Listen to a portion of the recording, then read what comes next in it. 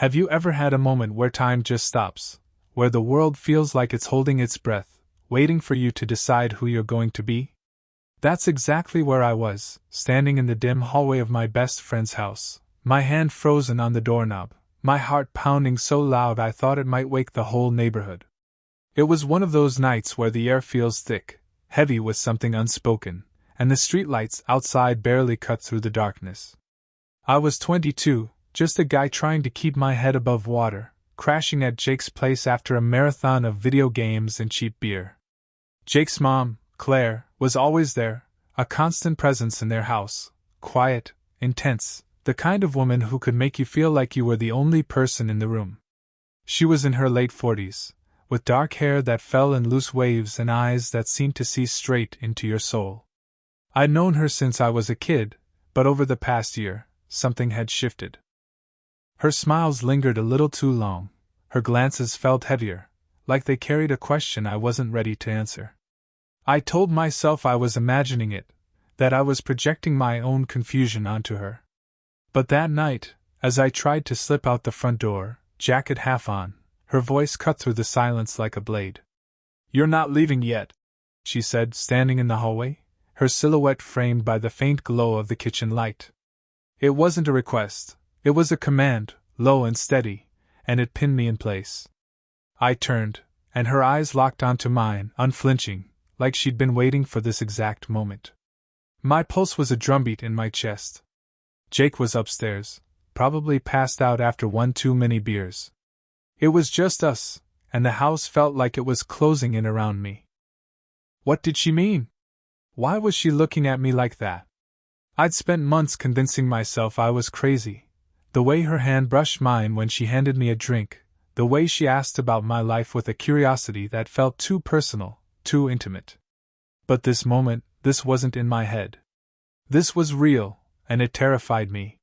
What do you do when someone you've known forever, someone you're not supposed to think about, crosses a line you didn't even know was there? My mind screamed at me to run, to get out before I did something I couldn't undo. But my feet wouldn't move. And worse, deep down, some part of me didn't want them to. Have you ever stood on the edge of a choice that could change everything, knowing you might not come back the same? That's where I was, teetering, heart racing, caught in a moment I wasn't ready for. Let me rewind a bit, so you can see how I ended up in that hallway, my world tilting on its axis. I'm Ryan, just a regular guy, 22, scraping by at a dead-end job in a hardware store, selling nails and paint to people who seemed to have their lives figured out. I didn't. I was still trying to piece together who I was, what I wanted, and why I felt so lost all the time. Jake had been my best friend since we were kids, the kind of friend who'd have your back no matter what. His house was my refuge growing up, a place where I could escape my own family's chaos. My parents were distant, to put it kindly. They were more interested in their own problems than in me, so Jake's place became my second home. And Claire, his mom, was always there, cooking us dinner, asking about our day, bandaging our scraped knees when we'd come back from tearing through the neighborhood on our skateboards. She was the kind of mom I wished I had, warm but not soft, with this quiet strength that made you feel safe and seen at the same time. Claire was 47, a single mom since Jake's dad bailed when he was little. She carried herself like someone who'd fought for every inch of her life, and it showed in the way she moved, the way she spoke, the way her eyes seemed to hold 1,000 stories she'd never tell. She didn't look her age, not in a flashy, trying too hard way, but in a way that made you notice her without meaning to.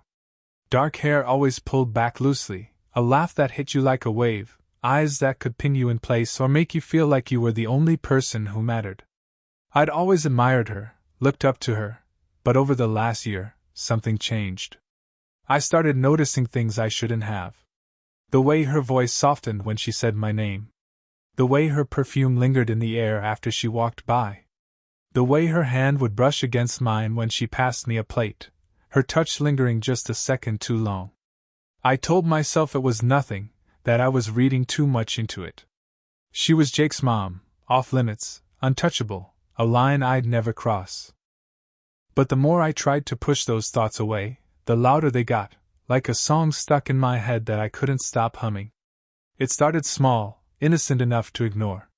She'd asked me to stay for dinner when Jake wasn't even home, saying things like, "You look like you need a real meal, Ryan," with a teasing smile that made my stomach twist.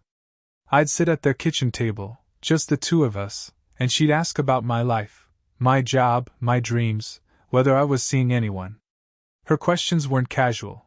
They were deep, probing, like she was trying to unravel me. I'd answer, stumbling over my words, feeling like a kid under her gaze, and she'd just smile, this small, knowing smile that made me wonder what she was thinking. I'd leave those dinners feeling wrong. Guilty, like I'd done something I shouldn't have just by being there, just by letting her look at me like that. Jake never noticed.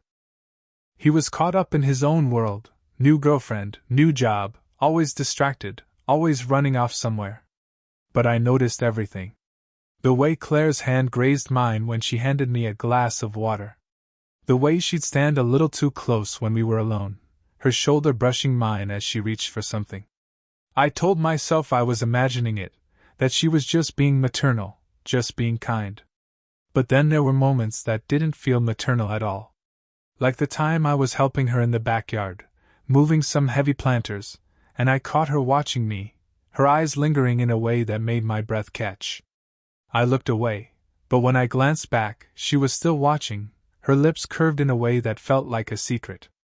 That night, the night she stopped me at the door, I'd been at their house for hours, gaming with Jake until he crashed early, leaving me to clean up the mess of pizza boxes and empty cans. Claire was in the kitchen, quiet as always, but I could feel her presence like a weight. I mumbled a quick goodnight, grabbed my jacket, and headed for the door, thinking I could outrun the tension that had been building for weeks.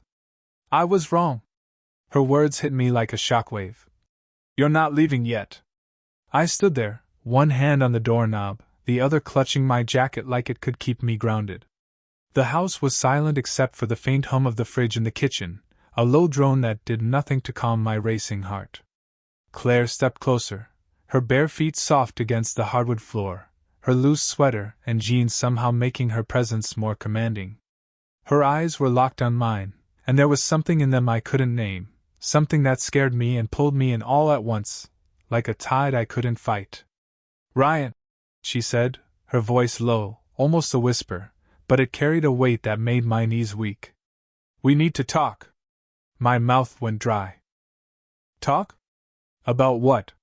My mind was a mess, flipping through every moment we'd shared over the past few months, the dinners, the glances, the touches I'd told myself were accidental. I wanted to ask what she meant, but my voice was gone, stuck somewhere in my throat. All I could do was nod, feeling like an idiot, and let go of the doorknob, my hand trembling as I did. She motioned toward the living room, and I followed, my legs moving like they belonged to someone else. The room was dim, lit only by a single lamp in the corner, casting long shadows that made the space feel smaller, more intimate. She sat on the couch, patting the cushion next to her, and I hesitated, my instincts screaming at me to stay standing, to keep distance between us. But I sat, keeping as much space as I could without making it obvious, my heart pounding so hard I was sure she could hear it. What's going on?" I managed to say, my voice cracking like I was a nervous teenager again.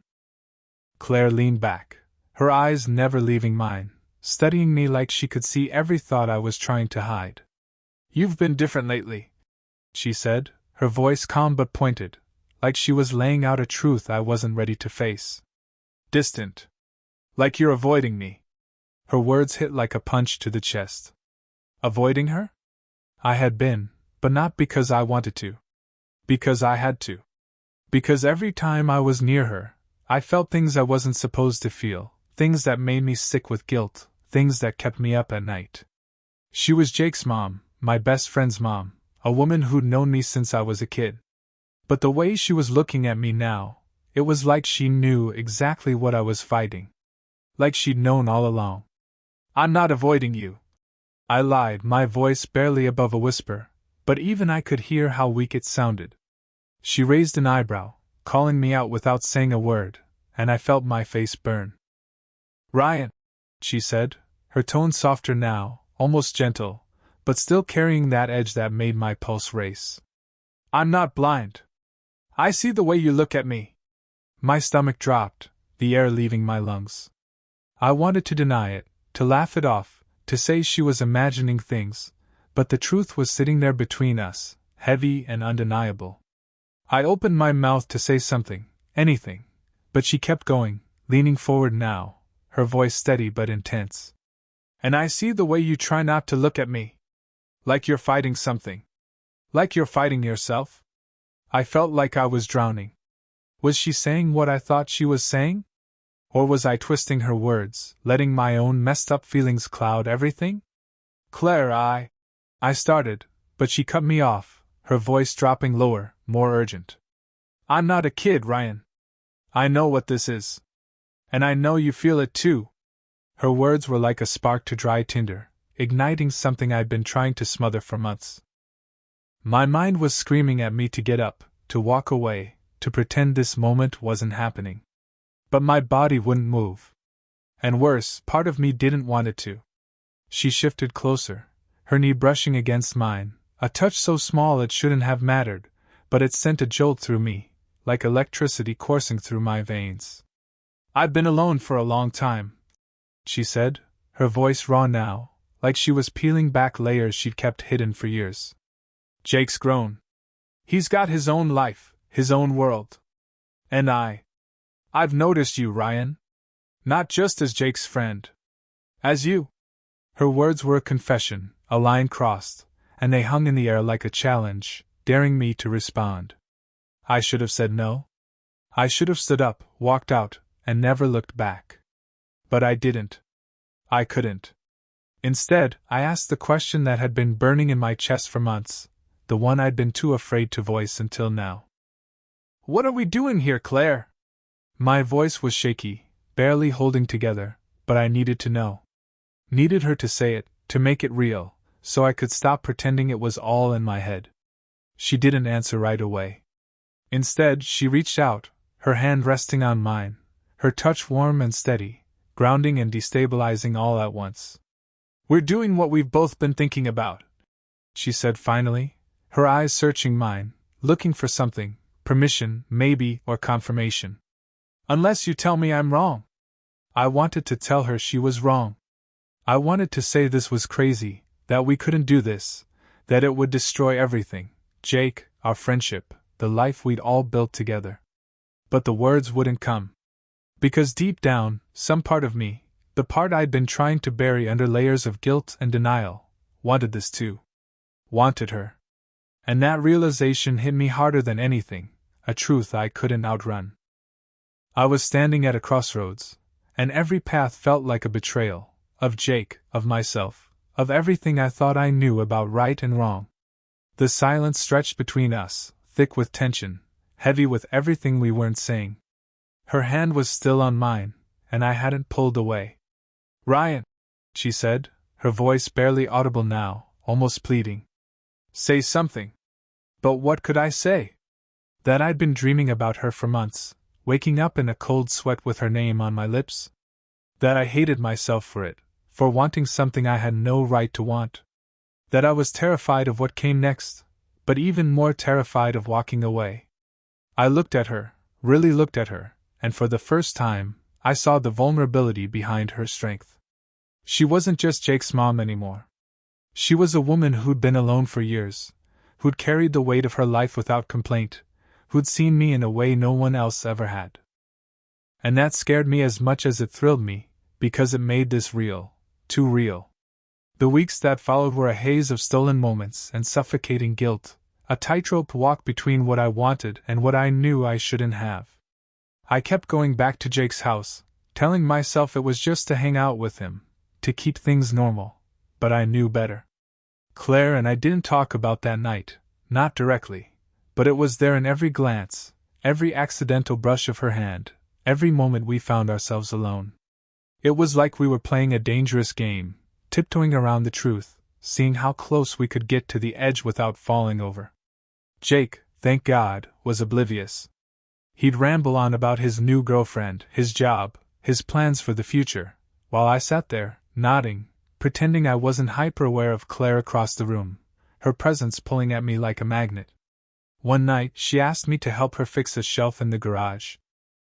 Jake was out with his girlfriend, and I knew I should have said no, should have made an excuse and left, but I didn't.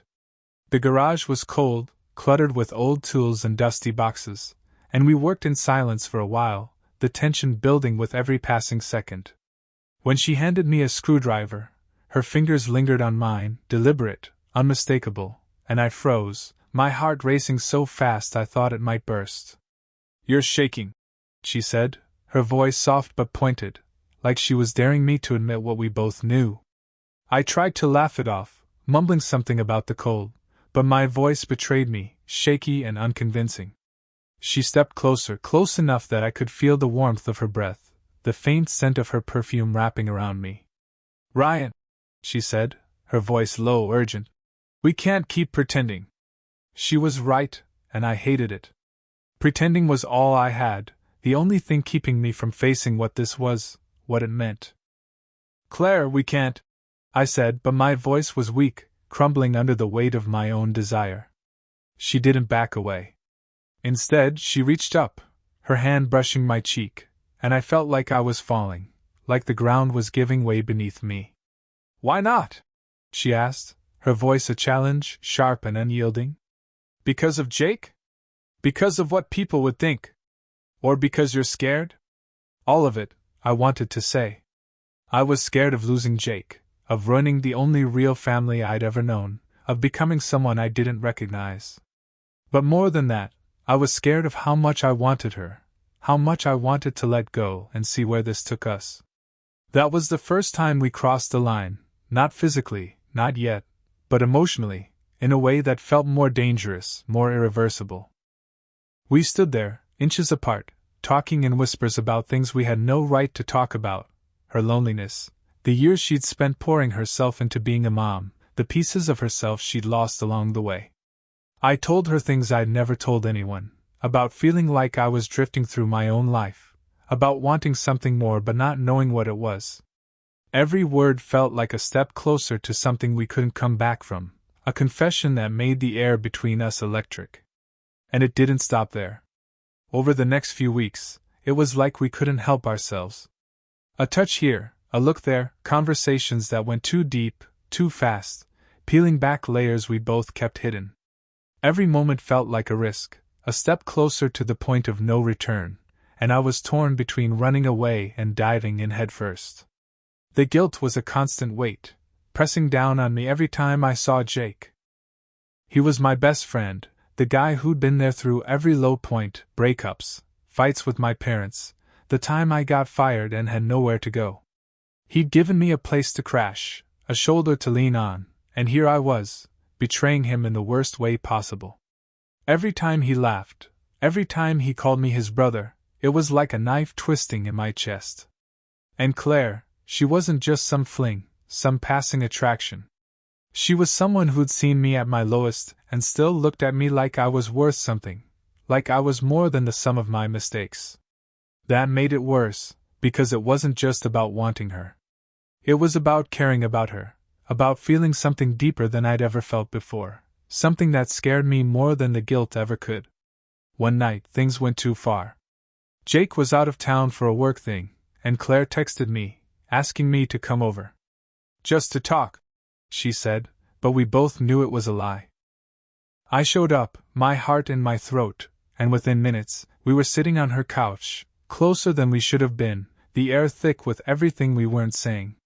She told me about her life, how she'd given up her dreams to raise Jake, how she'd forgotten who she was outside of being a mom, how she'd spent years feeling invisible. I told her things I'd never told anyone, about feeling like I was failing at life, about wanting something real but being too afraid to chase it. The words poured out of us, raw and unfiltered, and before I could stop myself, I kissed her. It was like the world stopped, like everything else. Jake, the guilt, the consequences, faded away, leaving just the two of us. Her lips were soft, warm, and for that moment, nothing else mattered. But the second it was over, reality slammed back into me like a tidal wave. I pulled away, my chest tight with panic, my breath ragged. We can't do this, I said, my voice shaking so bad I barely recognized it. Claire looked at me, her eyes full of something I couldn't read, hurt, maybe, or resignation. I know, she said softly, her voice barely above a whisper. But we already have. And she was right. We'd crossed a line we couldn't uncross, and now we were stuck, caught in the fallout of our own choices. The next morning, my phone buzzed with a text from Jake. Yo, you free tonight? Gotta tell you something.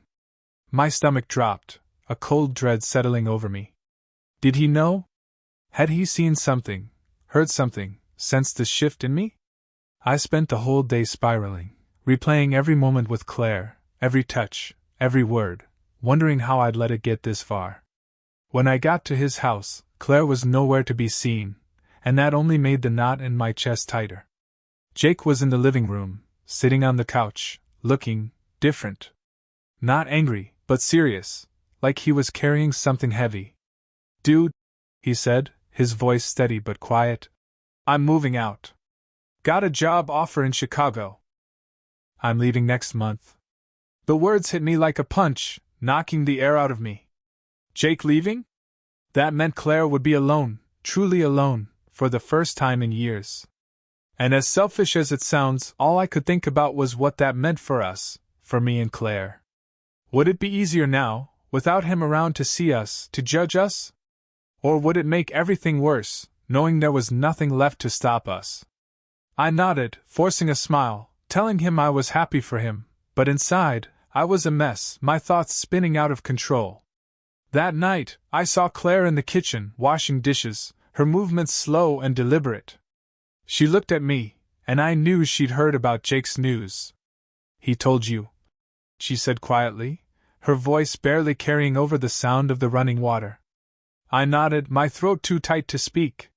She dried her hands and stepped closer, her eyes searching mine, like she was trying to find an answer I didn't have.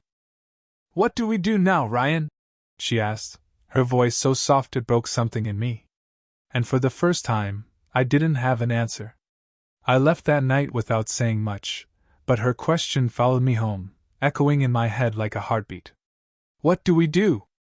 Walk away and pretend it never happened, bury these feelings and hope they fade? Or keep going, knowing it could destroy everything, Jake, our friendship, the life we'd all known? I still don't know. All I know is that some lines, once you cross them, change you forever, leaving you to pick up the pieces of who you used to be. Have you ever been caught in a moment where right and wrong don't feel so clear anymore, where your heart pulls you one way and your conscience pulls you another? Tell me in the comments. I need to know I'm not alone in this. And if you've ever felt torn between what you want and what you know you shouldn't, hit that subscribe button. Let's figure this out together, because some choices don't come with a roadmap, and I'm still trying to find my way. 23.